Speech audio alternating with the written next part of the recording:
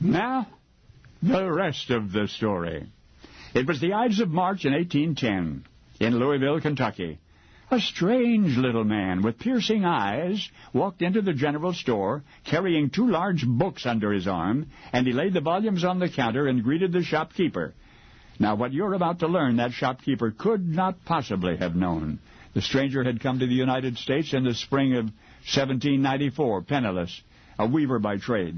Truth was, he had always disliked weaving. His real fascination was ornithology, birds. In fact, his dream was to write and illustrate a book about birds, a project which had never been attempted on the scale that he was contemplating. Well, anyway, consulting an engraver, he was told that production would be prohibitively costly, as much as $80 for a single black and white engraving, which would then have to be hand-colored at an additional cost, and that would mean tens of thousands of dollars to do the job right.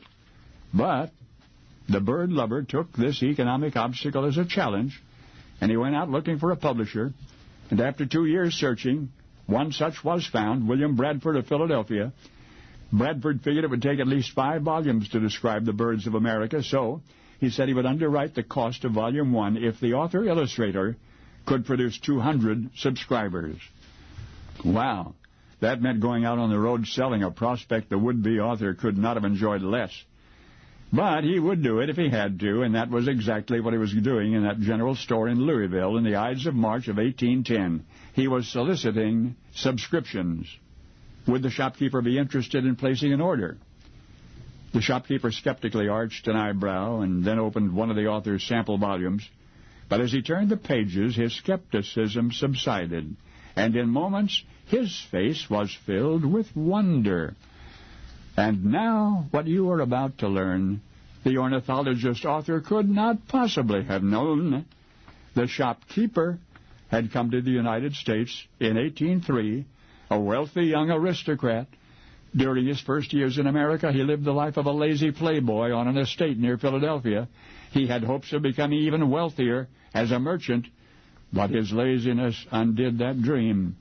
And by the time the traveling bird lover walked into his life, March of 1810, the lazy playboy had become a lazy general storekeeper and was blissfully on his way to bankruptcy. No, said the shopkeeper, he had no need for a bird book, especially one so expensive. And unfortunately for the struggling author, he would hear the same response all over Louisville. He was a sincere ornithologist and a good illustrator, but he was a terrible salesman. And so he died uncelebrated 3 years later. His name was... his name was Alexander Wilson, and I doubt you've ever heard of him.